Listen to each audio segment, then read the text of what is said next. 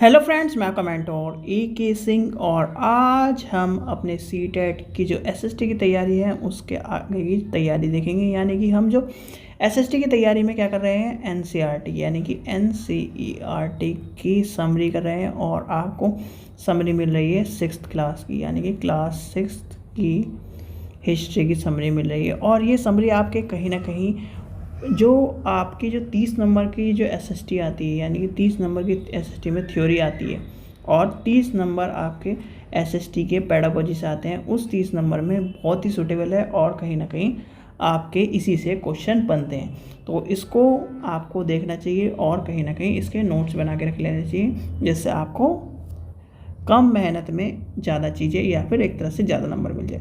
तो चलिए आज का चैप्टर देखते हैं। आज के चैप्टर में क्या कह रहा है, एक प्रश्न एक विचार, यानी कि चैप्टर 6 क्या कह रहा है, एक प्रश्न एक विचार, यानी कि एक प्रश्न एक विचार के ऊपर है। तो इसमें क्या है, बौद्ध यानी कि बुद्ध की कहानी के बारे में बताया। बौद्ध धर्म के स्थापक कौन थे, सिद्धार्थ थे, जो गौतम के नाम से जाने जाते थे। उनका जन्म कब हुआ, लगभग 2500 वर्ष पूर्व हुआ। तो ये आपसे क्वेश्चन पूछा जाता है और ये इतना ही क्वेश्चन पूछा जाता है, 2500 वर्ष वाला क्वेश्चन नहीं पूछा जाता। आगे चलते हैं। बौद्ध क्षत्रिय थे तथा शाक्य नामक एक छोटे से गण में से संबंधित थे, यानी कि वहाँ हुए थे। ठीक है, अब आपसे क्वेश्चन जो पूछा जाता है वो क्या पूछा जाता है, सबसे पहला क्वेश्चन पूछा जाता है कि बौद्ध के जो पैदा हुए थे वो कहाँ पर हुए थे। तो इस तरह क्वेश्चन आपको पूछे जाएंगे एसएसटी में, तो आपको पता होना चाहिए। युवावस्था में ही ज्ञान की खोज के लिए उन्होंने घर को छोड़ दिया।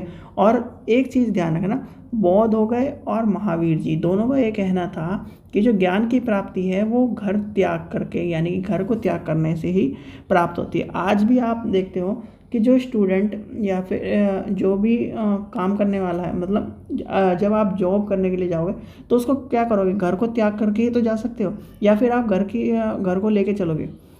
ये बात सोच के चलो, अगर आपने घर को त्याग कर दिया, यहाँ से आप हॉस्टल चले गए, वहाँ पर रहे, आपने घर को त्याग करके आप तैयारी करने के लिए चले गए, आपने घर को त्याग करके आप नौकरी के लिए चले गए, तभी तो आप कुछ डेवलप कर पाओगे, तभी तो आप पैसा कमा पा रहे हो, तभी तो अपने ज्ञान को प्राप्त कर पा रहे हो। तो ये सब चीज़ें ध्यान रखना, जो पहले चीज़ थी वो आज भी चीज़ है, बस वो थोड़ा सा एडवांसली वर्जन में चली गई है।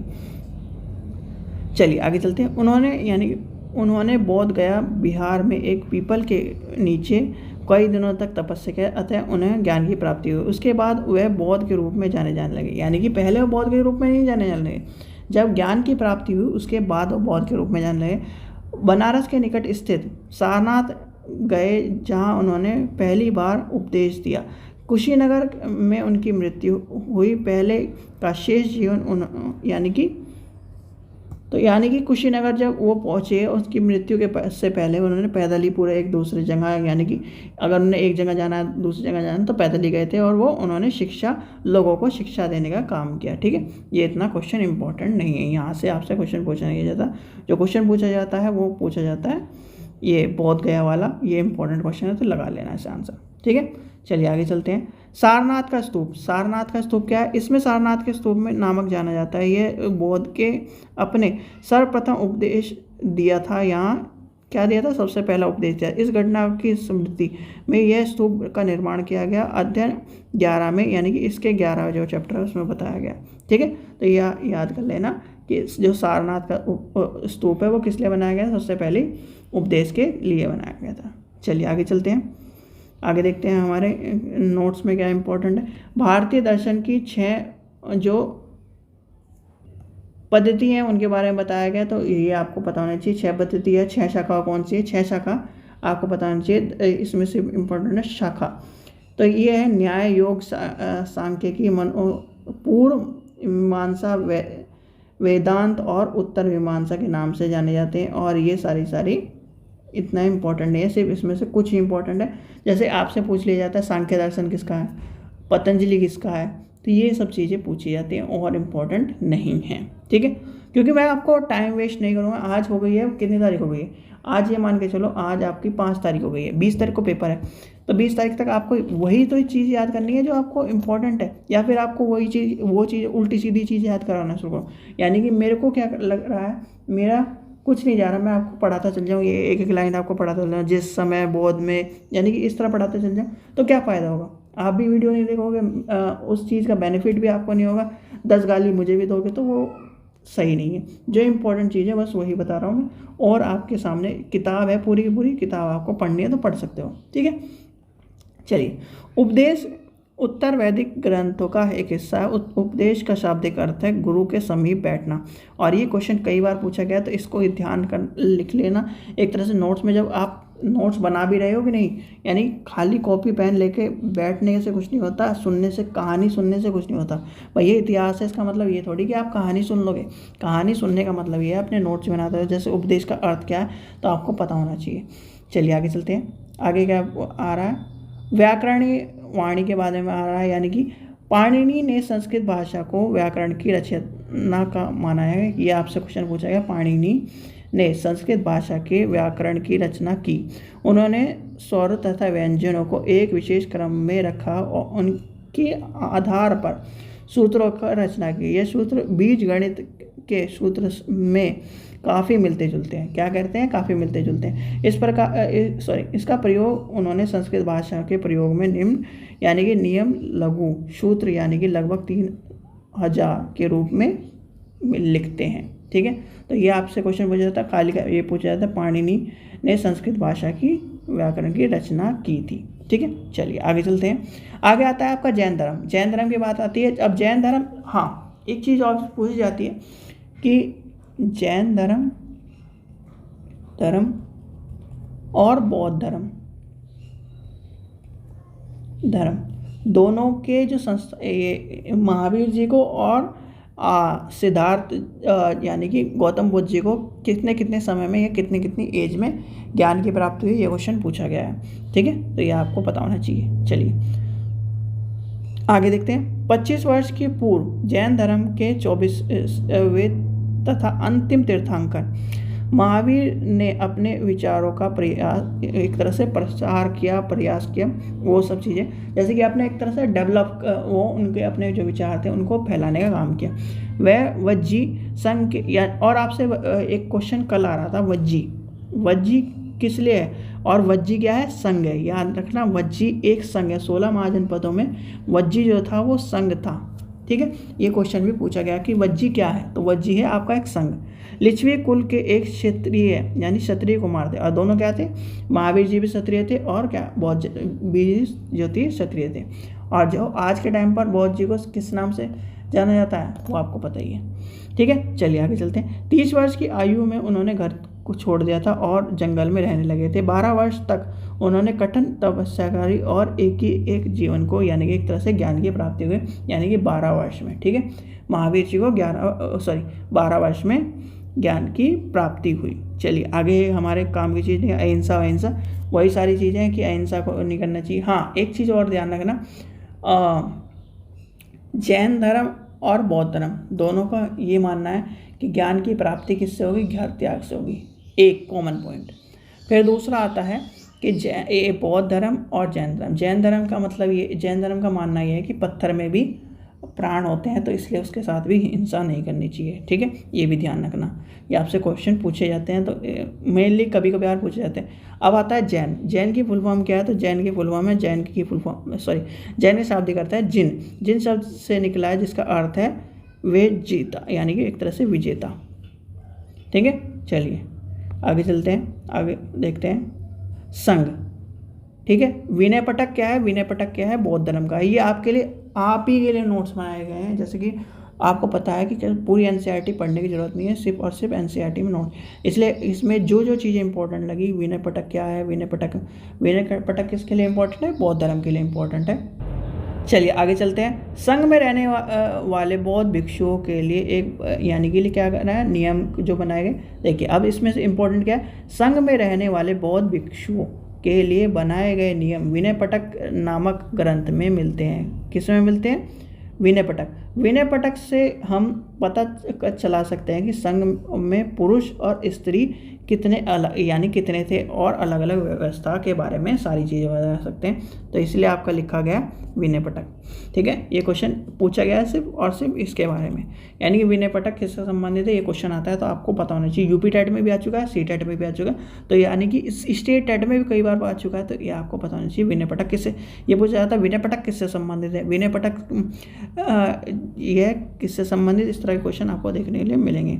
चलिए आगे चलते हैं। ये आता है पहाड़ी को काट कर बनाए गए गुफा, ये आपके सामने देखिए किस तरह की गुफा है, जो महाराष्ट्र में स्थित है, और महाराष्ट्र में ये आपके देख लीजिए, ये आपके सामने चित्र है। फिर आता है जैन धर्म और बौद्ध भिक्षुओं को पूरे साल एक स्थान से दूसरे स्थान घूमते हुए उपदेश दिए उन्होंने।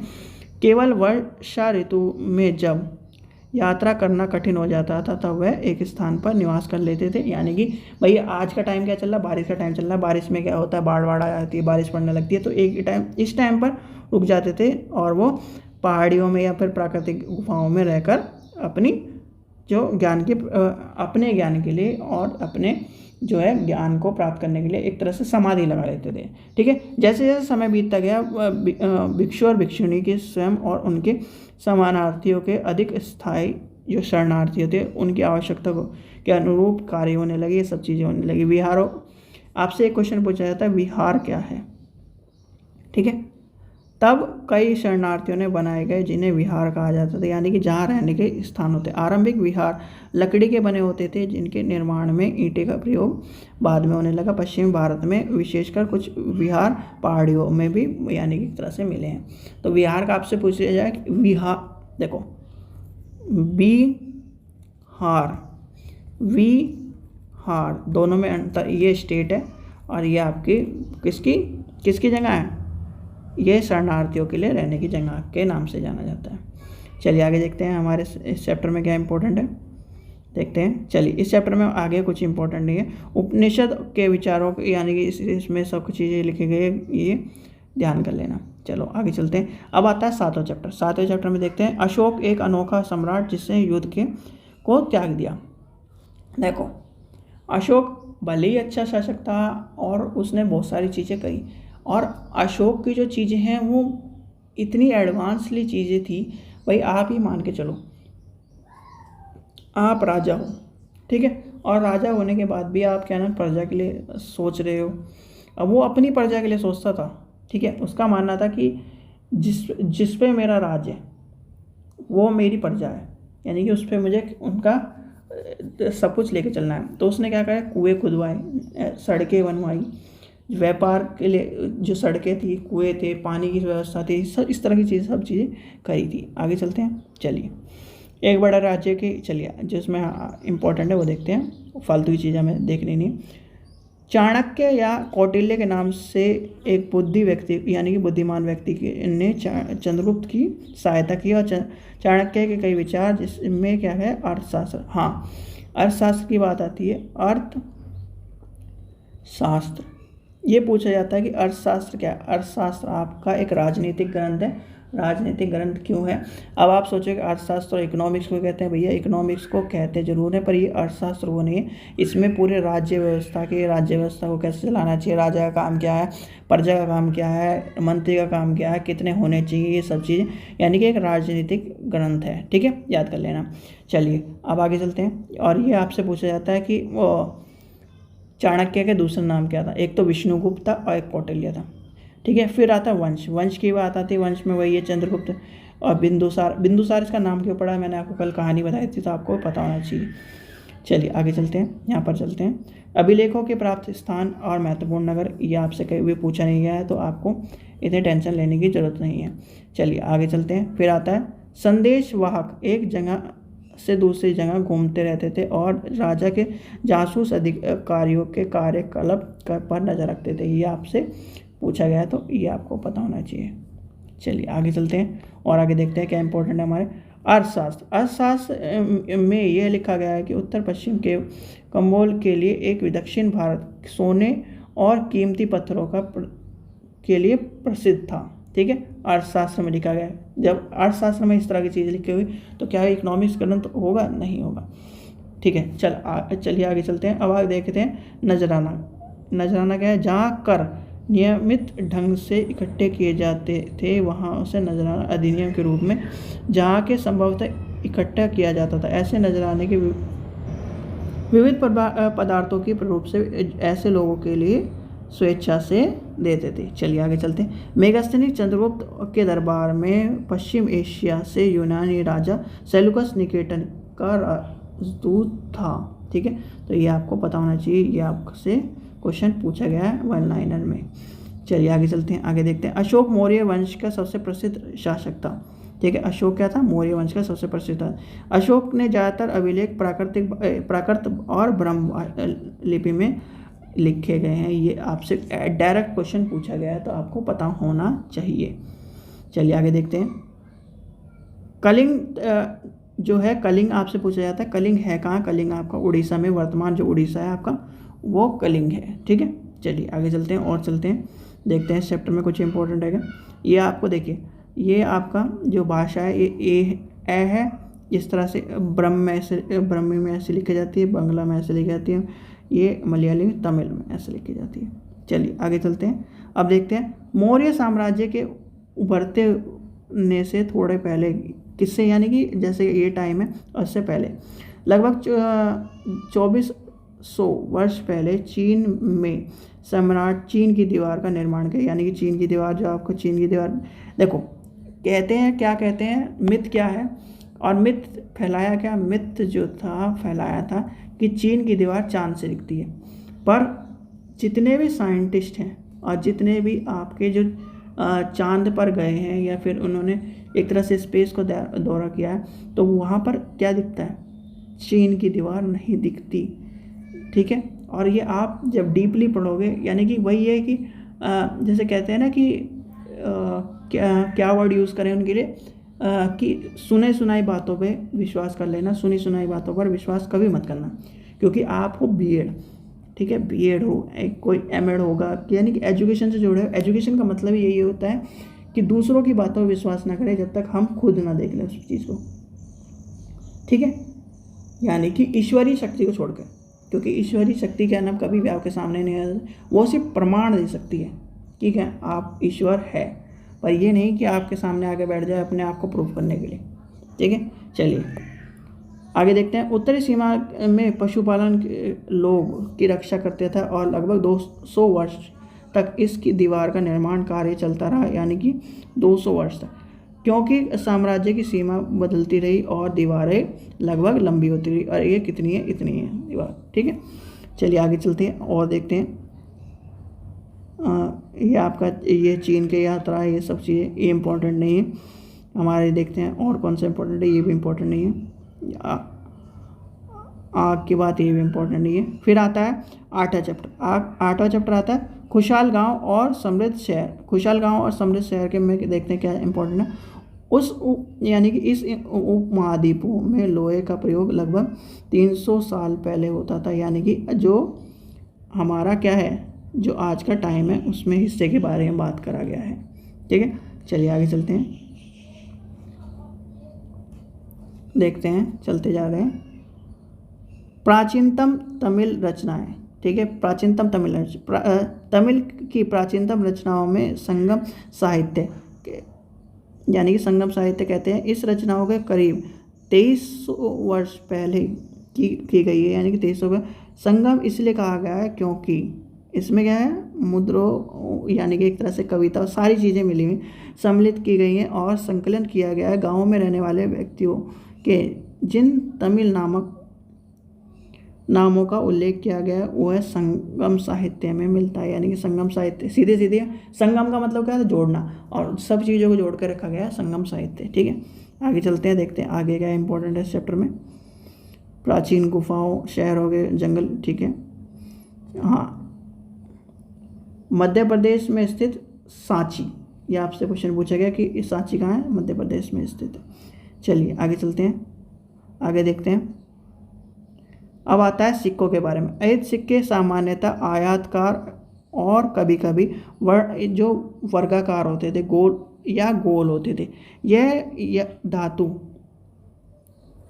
यह धातु चातर को काटकर या धातु को चपटे गोलाकार जो बनाए जाते थे, यानी कि गोल बनाए जाते थे, उनसे बनती थी और इसका सिक्के का प्रयोग, जैसे आपने देखा होगा ये आपके सामने सिक्के, एक मिनट, ये आपके सामने सिक्के दिख रहे हैं, इस तरह के सिक्के बनाए जाते थे।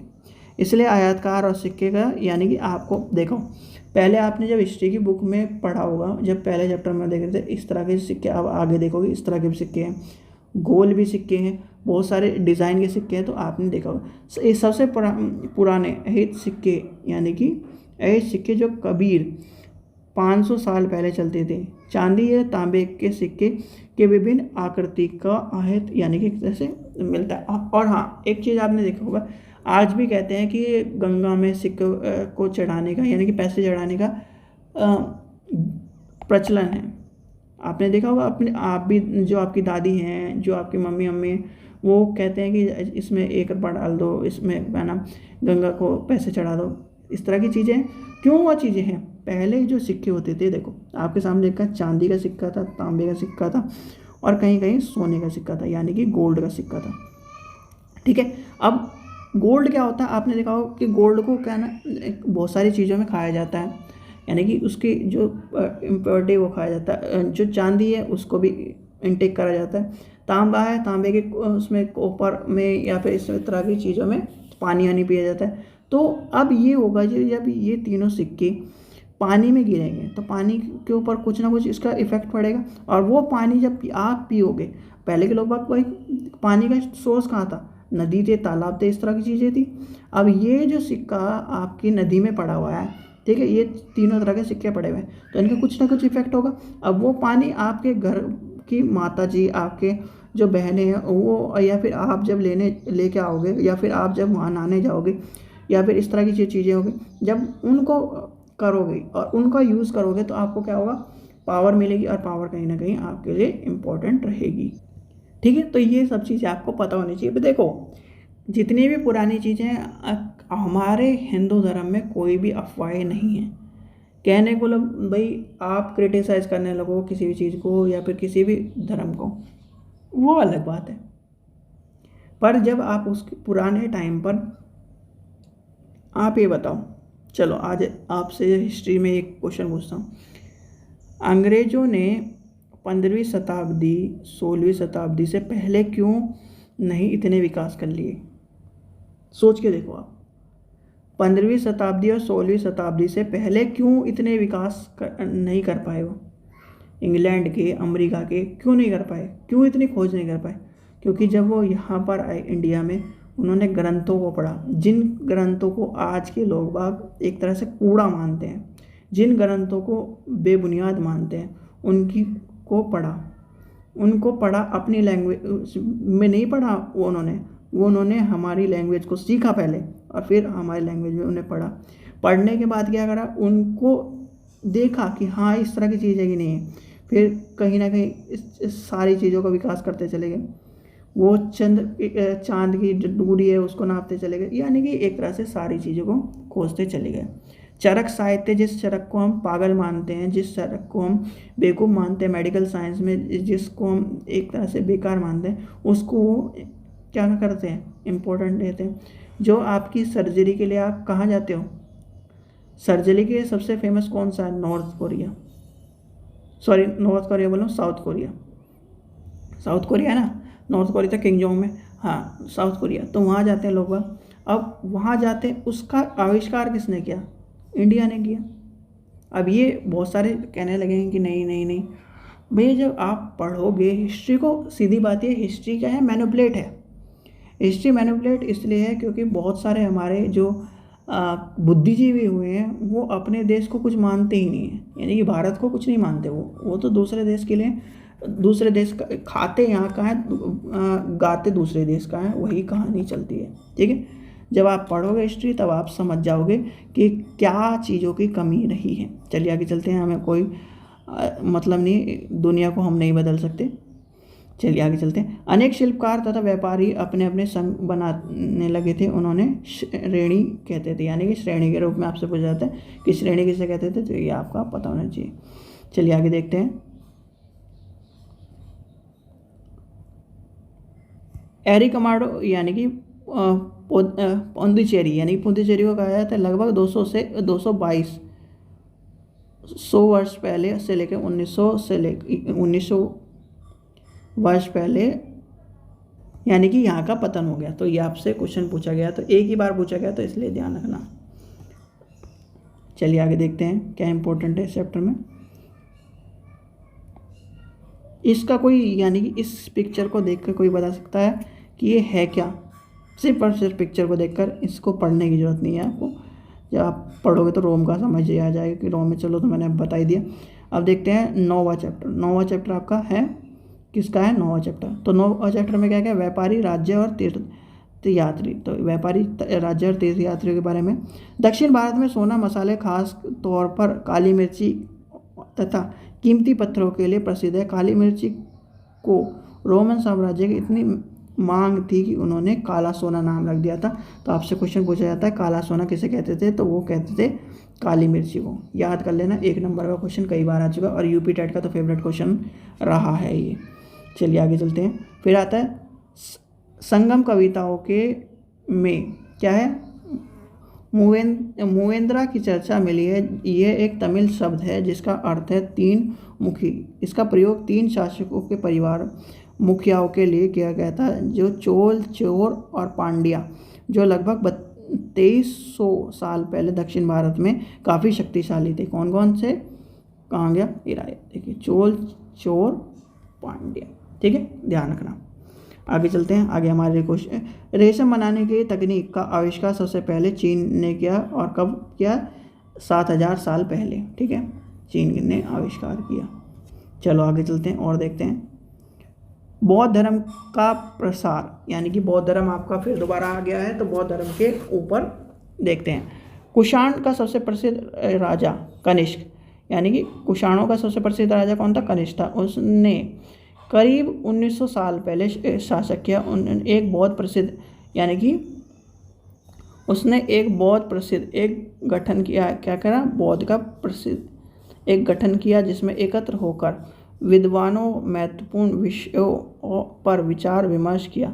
फिर आता है बौद्ध की जीवनी, बौद्ध चरित्र की रचना कवि अश्वघोष तथा कनिष्क के दरबार में रहता था। यानी कि अश्वघोष कहाँ रहता था? कनिष्क में। और ये इंपॉर्टेंट क्वेश्चन है, उतना इंपॉर्टेंट ऊपर वाला क्वेश्चन नहीं है, यानी कि टॉपिक पॉइंट नहीं है जितना ही है। अश्वघोष तथा अन्य बौद्ध विद्वानों ने अब संस्कृत में लिखना शुरू कर दिया था, यानी कि संस्कृत में लिखना शुरू कर दिया। बौद्ध धर्म की एक जो नई धारणा थी, महायान और में विकास हो गया, यानी कि महायान और हीनयान। देखो, महायान, हीनयान, ये आपको पता होना चाहिए। ठीक है, आगे चलते हैं। महायान का विकास हुआ। इनकी 2 मुख्य शाखा थी। पहले मूर्ति पूजा में जो विश्वास करते थे, पहले मूर्ति में बौद्ध की उपस्थिति सिर्फ संकेत के माध्यम से दर्शाते थे। क्या करते थे? संकेत के माध्यम। दूसरा क्या था? आगे चलते हैं। दूसरा था परिवर्तन।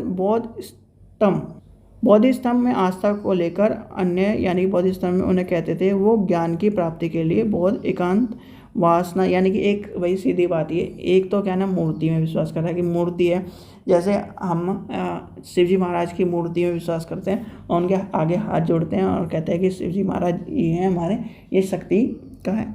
और कुछ ऐसे होते हैं कि ये कहते हैं कि भगवान हर जगह है और उनकी आस्था में अपने घर में भी उसको यानी कि एक तरह से पूजा करते रहते हैं वो। ठीक है, 2 चीज़ें डिफाइन आपको समझ में आ गया होगा। चलिए आगे चलते हैं। अब देखते हैं आगे। बौद्ध धर्म दक्षिणी पूर्व और श्रीलंका, म्यांमार, थाईलैंड, इंडोनेशिया सहित दक्षिण पूर्व एशिया के अन्य श्रेणियों में फैला।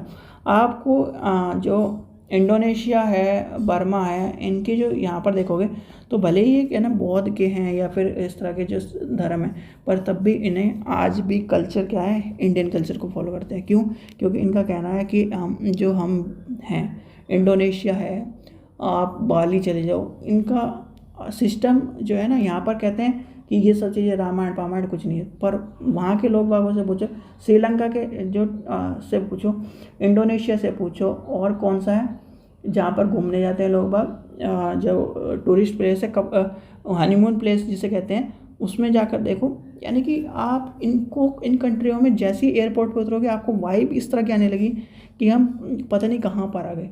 और उससे आपको पता चलता है कि जो कहते हैं ना कि ये रामायण है या नहीं है, ये महाभारत हुआ है नहीं, जो ये कहते हैं जिनके दिमाग में एक तरह से नेगेटिविटी भरी पड़ी है और पता नहीं कौन से ग्रह से आए हुए हैं, उनकी सारी हेकड़ी 1 मिनट में निकाल देते हैं। और बल्कि ये कंट्री मुस्लिम कंट्रीज़ हैं, यानी कि मुस्लिम कंट्रीज़ हैं जहाँ पर इनके प्रचलन है। अब श्रीलंका को देख लो, श्रीलंका किसके लिए फेमस, तमिलियन जो इनका था, और इस तरह पर वो आज भी अपने जो हिस्टोरिकल मोमेंट है, जैसे कि रावण का जो महल है, सीता का जहाँ पर अशोक वाटिका है, उसको बिल्कुल ऐसे एक तरह से पटोर के रखा हुआ है उन्होंने कि जैसे कि ये इनके दिल से लगी हुई चीज़ हो। और अपने इंडिया में तो कोई चीज़ ही नहीं है इस तरह की चीज़। चलिए, भगवान क्या पता नहीं क्या मंजूर है भगवान को। चले आगे चलते हैं। तीर्थयात्री वे स्त्री पुरुष होते थे जो प्रार्थना के लिए पवित्र स्थानों की यात्रा करते थे। ठीक है, चलिए आगे चलते हैं। चीन बहुत तीर्थयात्री फिंग शुई काफ़ी प्रसिद्ध है, जो करीब 1600 वर्ष पहले आया। श्वेत सांग 1400 वर्ष पहले आया और उसने करीब 50 साल बाद इम्तिहान किया। ठीक है, चलिए आगे चलते हैं। ये इतना इम्पोर्टेंट क्वेश्चन नहीं है, ये मेरे ख्याल से इसलिए लगाया था क्योंकि आपसे तीर्थयात्रियों के बारे में पूछा जा सकता है। आगे देखते हैं आगे क्या चैप्टर है इसने। नालंदा, आपको पता है नालंदा कहाँ है? नालंदा कहाँ थी? नालंदा थी आपकी बिहार में, तो आपको पता होना चाहिए, नालंदा बिहार में। और तक्षशिला कहाँ थी? तक्षशिला कोई आपसे पूछने लगे तक्षशिला कहाँ पर है, तो आपको ये पता होना चाहिए तक्षशिला कहाँ पर है। अब देखते हैं, विहार के रूप में विष्णु एरेन मध्य प्रदेश में यह शानदार मूर्ति विष्णु के विरह रूप की है। पुराणों के अनुसार जल में डूबी पृथ्वी, जो जल में डूबी पृथ्वी के बचाने के लिए वराह अवतार का, जो आपने देखा होगा कि वराह अवतार के बारे में आता है ना कि वराह अवतार लिया था, तो वही वराह अवतार के बारे में भगवत गीता जो महाभारत है हमारा, उसके हिस्सा है। और कौन सा हिस्सा है आपको एक कमेंट सेक्शन में बताना है। ठीक है, जो गीता है वो महाभारत से निकली है और कहा जाता है गीता को मतलब महाभारत को घर में नहीं रखना चाहिए। तो बताओ गीता को रखना चाहिए, क्यों रखना चाहिए? सेंस, कुछ ना कुछ तो सेंस होगा। चलिए आगे चलते हैं।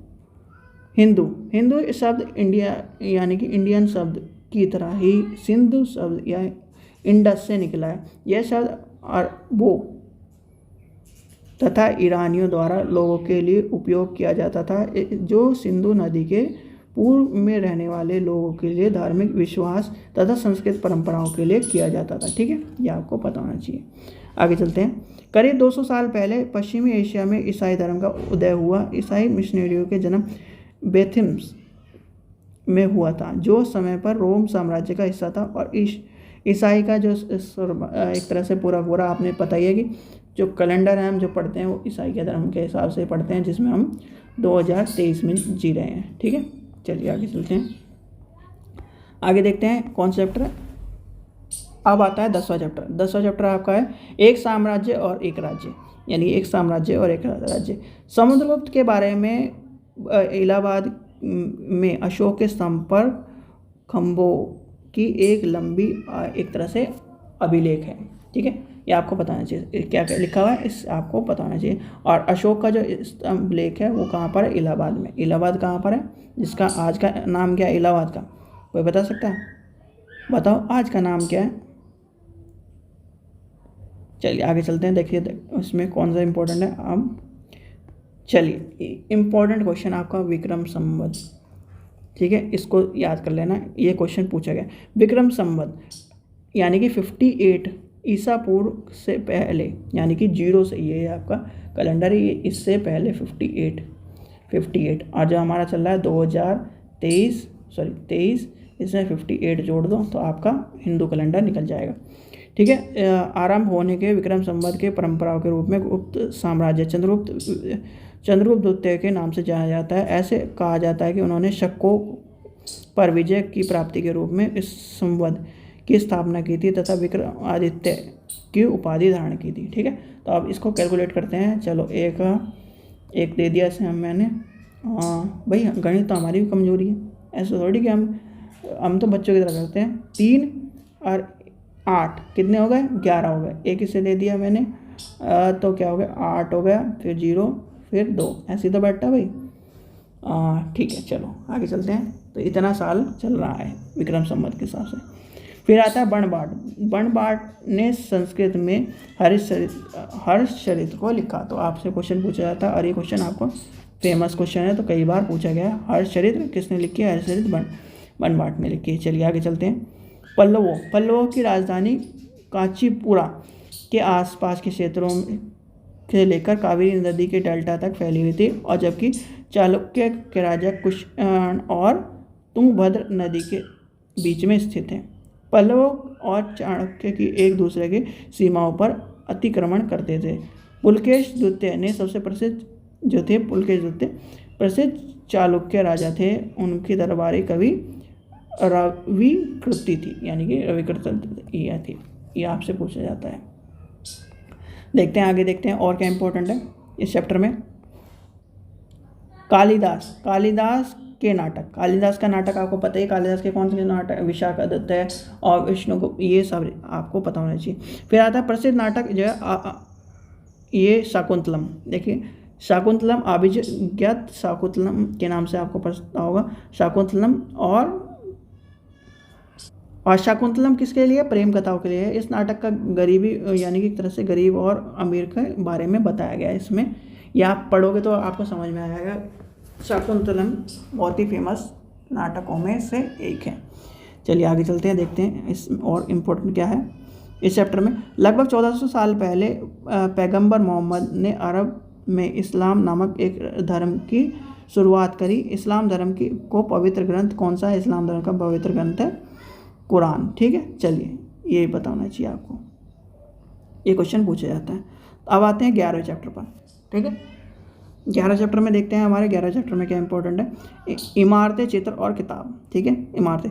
लो, यह आपका जो स्तंभ है, लोह स्तंभ, इसके बारे में। महरौली में दिल्ली के कुतुब मीनार में परिसर में खड़ा एक लोह स्तंभ भारत के शिल्पकारों की कुशलता का एक अभिन्न अंग है। भैया इसलिए अंग है क्योंकि आज तक इतना टाइम हो गया इसमें जंग नहीं लगा है। ठीक है, इसकी ऊंचाई 7.2 मीटर और वजन 3 टन के बराबर है। इसका निर्माण 1500 साल पहले हुआ। ठीक है, इसमें चंद नामक एक शासक की जिक्र है, यानी कि एक तरह से जिक्र किया गया, गुप्त वंश का जिक्र है। और आश्चर्य है कि यह आज तक इसमें जंग नहीं लगा। ठीक है, जो अभी कहानी बताई मैंने कि जंग नहीं लगा। और यही है कि चलो आज आपसे एक क्वेश्चन पूछता हूँ। ये जो है इस चीज़ को जो कहते हैं ना कि कहना हम मॉडर्न हो गए हैं, हम साइंटिस्ट के बिना कुछ नहीं करेंगे, साइंस सबसे आगे है। इस आपकी साइंस को ये कह दो कि इस तरह का दोबारा बना दे। ठीक है, साइंस को ये कह दो कि इस तरह का दोबारा बना दे, तो हम मान लेंगे कि साइंस एडवांस है। साइंस भी फेल है इसके आगे, ये ध्यान रखना। चलिए आगे चलते हैं। स्तूप शब्द का अर्थ क्या है? टीला। हालांकि स्तूप विभिन्न आकार के होते हैं, गोलाकार, लंबे, कभी बड़े कभी छोटे। प्राय स्तूपों के भीतर छोटे छोटे डिब्बों रखे जाते हैं जिसमें क्या होता है? बौद्ध की अस्थियां रखी गई है। यानी कि सीधी बात ये मान के चलो, बौद्ध के हर जो हड्डियां हैं, हर चीज़ों का उसे रखकर एक स्तूप बनाया गया। तो ये चीज़ ध्यान में, जैसे दांत है, जैसे मान लीजिए किसी के 32 दांत होते हैं, तो 32 के 32 में एक दांत रखा और उसका स्तूप बना दिया। ठीक है, चलिए आगे चलते हैं, आगे देखते हैं। ये आपका स्तूप है। ठीक है, ये कौन सा? सांची का स्तूप होगा। हाँ, सांची का स्तूप है। यह प्रयोग किया जाता है चीज़ों के कीमती पत्थर को, यानी कि एक तरह से सिक्के रखे जाते थे वहाँ सब चीज़।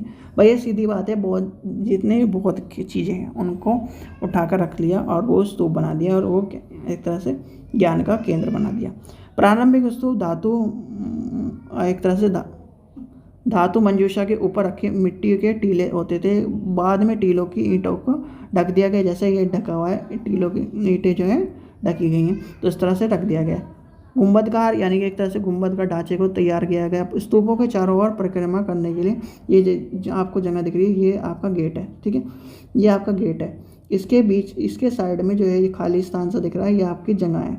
ठीक है। इसके चारों तरफ घूमने, इसके पीछे यानी कि एक तरह से ये देखिए ये गुंबद है, ये इसके जो साइड में ये जगह है ये घूमने के लिए जगह है, ये आपका मान लीजिए ये गेट है, ठीक है। ये जो गेट दिख रहा है आपको इस तरह से कि आपने गेट में घुसे और आपने परिक्रमा करने के लिए चारों तरफ घूमने लगे, ठीक है। चलिए आगे चलते हैं। मंदिर का सबसे महत्वपूर्ण भाग गर्भगृह होता है। ये मुख्य देवी देवताओं के लिए मूर्ति रखी जाती है। इस स्थान पर पुरोहित धार्मिक अनुष्ठान करते हैं और भक्त पूजा करते हैं। अक्सर गर्भगृह एक पवित्र स्थान होता है के रूप में देखा जाता है। ये आपको पता होना चाहिए। गर्भगृह क्वेश्चन पूछा गया कि गर्भगृह किसे कहते हैं। चलिए आगे चलते हैं। भीतरी गांव जैसे मंदिर में उनके ऊपर काफ़ी ऊंचाई तक निर्मित किया गया था, शिखर किया जाता था। शिखर जैसे शिखर जो होता है इस तरह का शिखर, यानी कि आपने देखा होगा जहाँ पे झंडे लगे रहते हैं उसे शिखर कहते हैं। शिखर का निर्माण कठिन कार्य के लिए सावधानी से योजना बनानी पड़ती थी। अधिकतर मंदिरों में मंडप नामक एक जगह होती थी जहाँ पर संभाल कर उसे एक तरह से रखा जाता था, ठीक है। चलिए आगे चलते हैं। इनमें से प्रत्येक मंदिरों की विशाल पहाड़ी की, यानी कि पहाड़ी को तराश कर बनाया गया है। और तराश कर क्या बनाया गया, एक तरह से एक तरह से जैसे आपने मान के चलिए कि हम पहाड़ी का मंदिर कौन से चलते हैं। एक मंदिर आपने देखा होगा कि जो मंदिर कौन सा है उसका नाम बताइए मुझे, कि वो मंदिर पूरा का पूरा पहाड़ी से काट के बना है और पहाड़ी को भी ऊपर से काटा है, यानी कि ऊपर से नीचे की तरफ काटा है। उस मंदिर का नाम बताइए। और वो फेमस मंदिर है और फेमस मंदिर कई बार पूछा गया है, ठीक है। एक मंदिर, दोबारा क्वेश्चन सुन लीजिए, एक मंदिर जिसको ऊपर से लेकर नीचे तक की दिशा में काटा गया है और वो मंदिर फेमस है, ठीक है। चलिए आगे चलते हैं। उड़ीसा का जैन मठ एक पहाड़ी को खोदकर 2 मंजिल इमारत को बनाया गया है। कमरों की जो प्रवेश द्वार को ध्यान में रखते हुए ये देखिए ये आपके सामने है, ठीक है। चलिए आगे चलते हैं और देखते हैं इस चैप्टर में क्या इंपॉर्टेंट है। करीब 1800 साल पहले एक प्रसिद्ध तमिल महाकाव्य शिल्पद कमरन की रचना इलागो नामक कवि ने की। इसके काव्यंत नामक एक व्याकरण कहलाती है,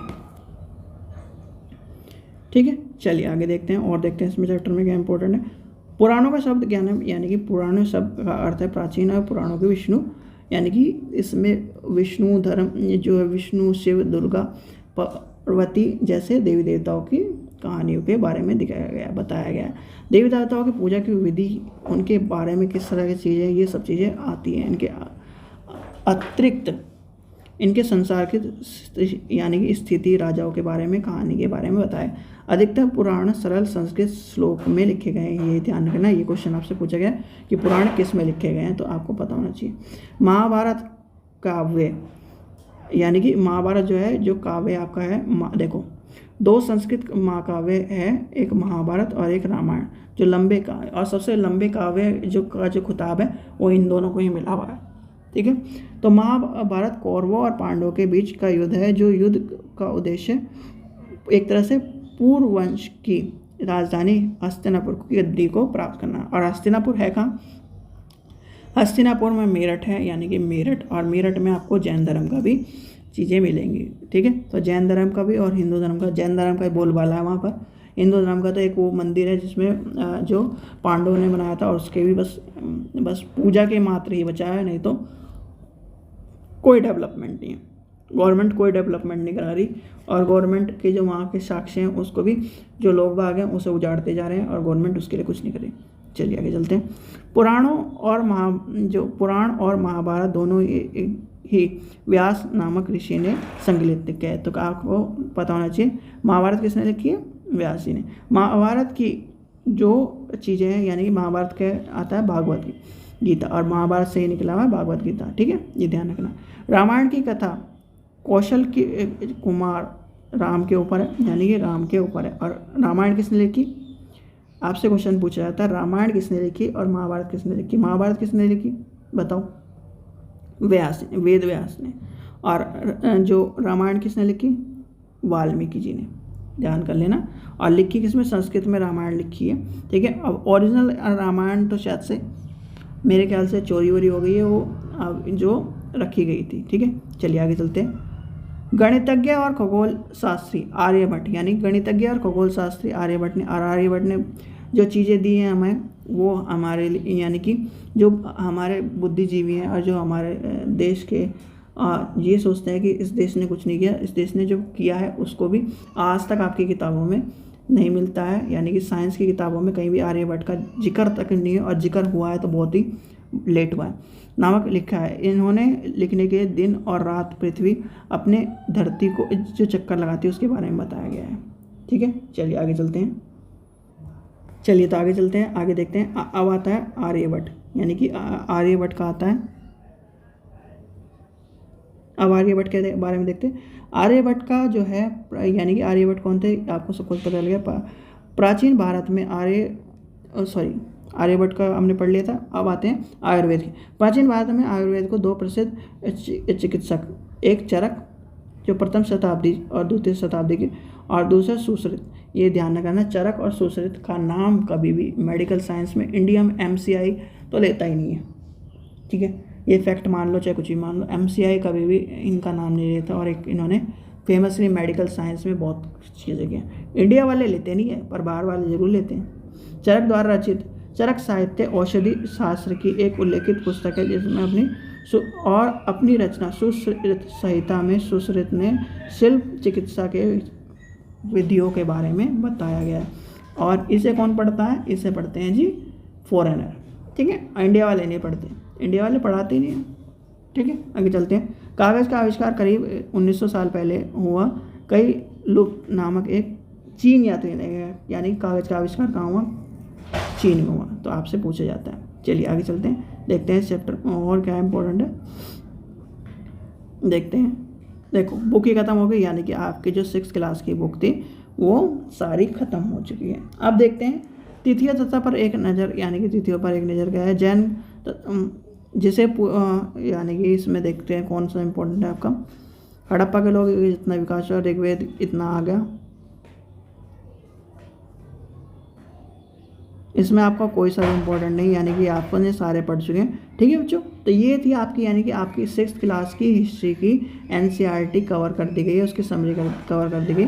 ठीक है, तो अब आपको क्या करना है, यानी कि कल हम देखेंगे नेक्स्ट अब पॉलिटिकल की या फिर ज्योग्राफी की, कुछ इस तरह कर देंगे। ज़्यादातर आपकी ज्योग्राफी से पूछा जाता है, तो पहले ज्योग्राफी करेंगे फिर पॉलिटिकल करेंगे, जिससे आपके जल्दी कवर हो जाए, क्योंकि आपका 20 तारीख को एग्जाम है। ठीक है, आशा करता हूँ आपको वीडियो पसंद है। वीडियो पसंद है लाइक करें, चैनल को सब्सक्राइब करें, वीडियो को ज़्यादा से शेयर करें। Thank you.